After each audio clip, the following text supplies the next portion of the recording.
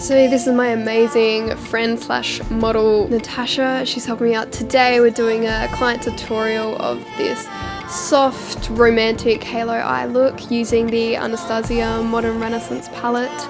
And if you want to know how we created this look, then keep on watching.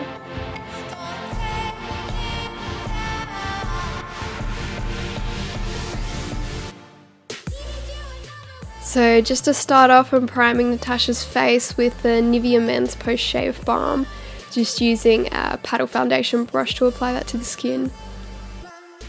And then going in with the L'Oreal Infallible Mattifying Base, just over the T-zone to fill in any pores and to absorb any oils in the skin. I'm going to start off by filling in the brows using the Morphe Brow Palette on a Zoeva Brow Line brush.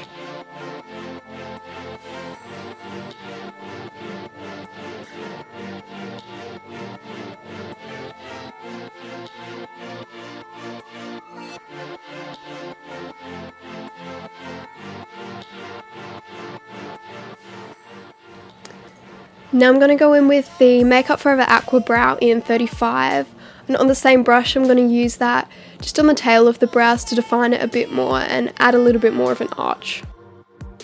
And going in with the Nars Radient Creamy Concealer, I'm going to use this to carve out the brows and also use it as a base and primer for the eyes, and this is in shade Vanilla.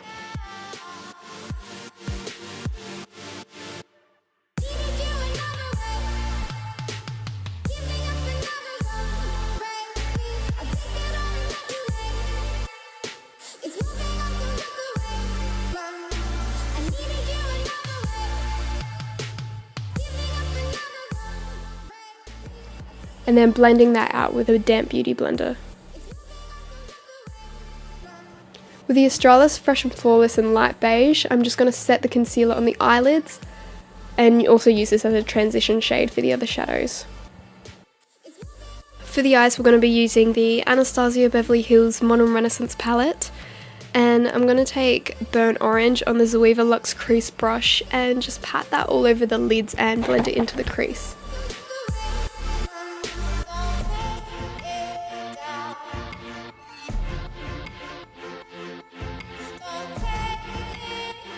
I'm just going to blend that out with the Deluxe Crease brush from Crown Brushes.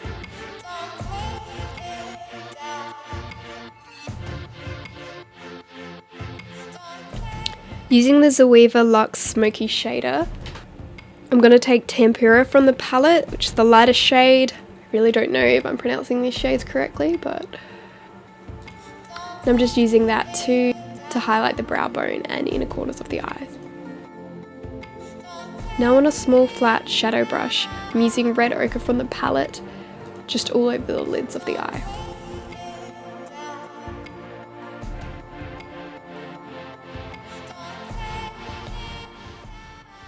Now mixing these two colours here together, placing it on the very outer C of the eye and on that inner C as well, keeping the middle of the lid free for the lighter colour that we'll apply later.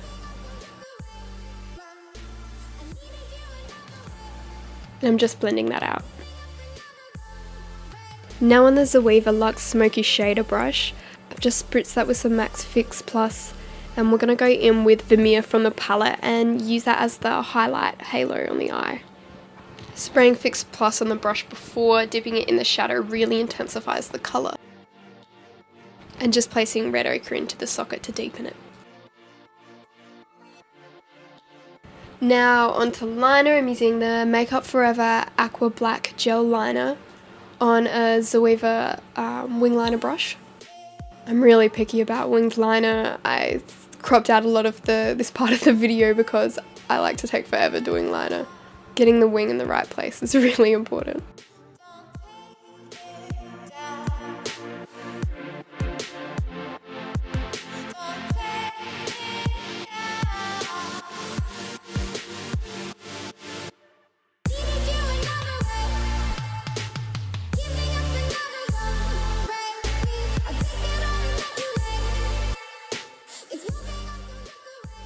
Now with the Garnier Micellar water, I'm just putting that on a tissue to clean up the fallout under the eyes. Today we're using the Estee Lauder Double Wear Foundation. I'm applying that with the Zoeva buffer brush, just to really buff that into the skin, which is important when using a full coverage foundation.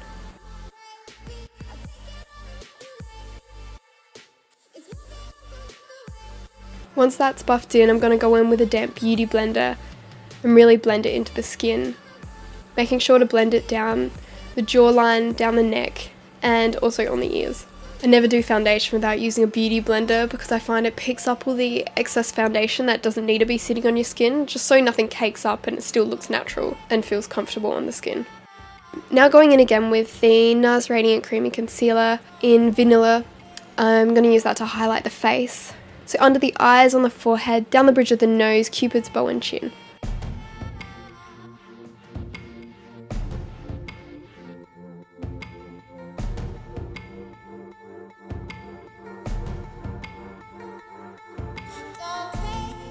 To add some glow to the face, I'm going in with the Nars Liquid Illuminator in Orgasm, and I'm applying this with a beauty blender again, just to the high points of the face.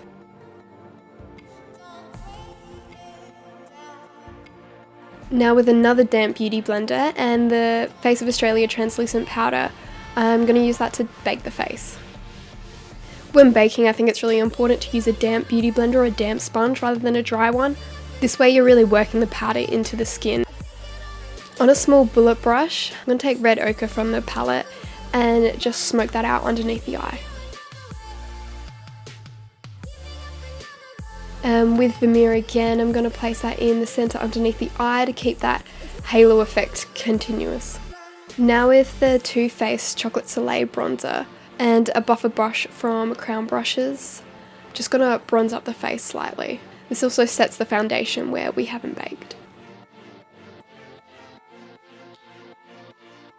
Now for contouring, I'm going to use a Weaver face paint brush and the Nars bronzer in Laguna.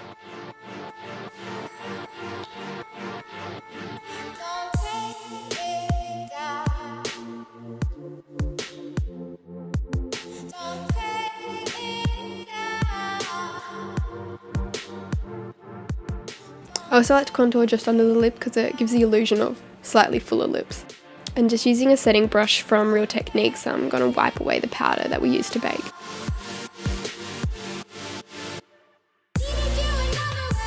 Using Modelrock Lashes in number 418, I'm just going to apply those to Natasha's eyes.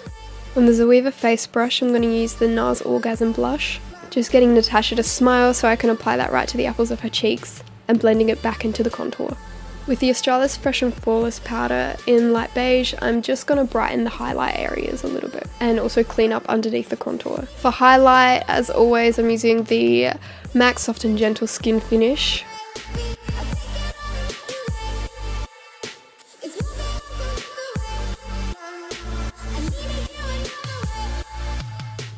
I'm also taking some of the highlight on the brow bone and in the very inner corner of the eyes.